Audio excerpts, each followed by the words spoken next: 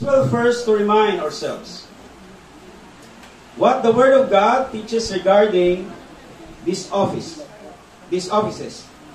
The office of the elder is based on the kingship of our Lord Jesus Christ, who, when He ascended, left His church in the world and provided it with officers who should rule in His name. The Apostle Paul, in the Acts, insists upon the ordination of elders in every church.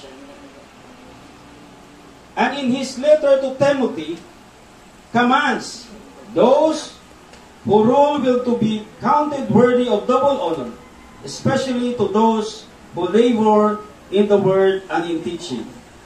In this and other passages, Paul distinguished between the elders who labor particularly in the ministry of the word and the sacrament, and those who have the supervision of the church together with the minister of the word.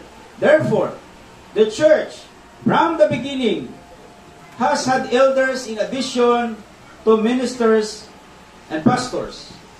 The work of elders is that of the ruling in the name of the ascended King and as a servant of the great shepherd, caring of his flock.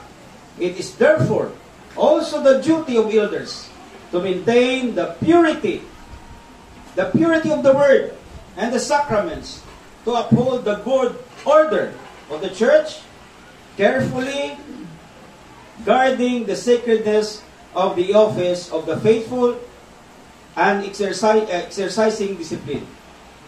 They should, moreover, with the love and humility, promote the faithful discharge of the office by their fellow officers, having particular regard to the doctrine and conduct of the minister of the word, that the church may be edified and may manifest itself as the pillar and ground of the truth. Munang task ng elder, ha? To fill worthily so sacred an office, the elders should set an example of godliness in their personal life, in their home, and in their relationship with their fellow men, walking thus in all godliness, faithfulness, discharging this office. When the chief shepherd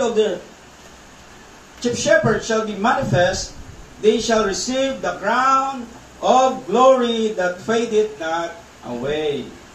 Munang reward. Now, the office of the deacon is based upon the interest and love of Christ. Okay?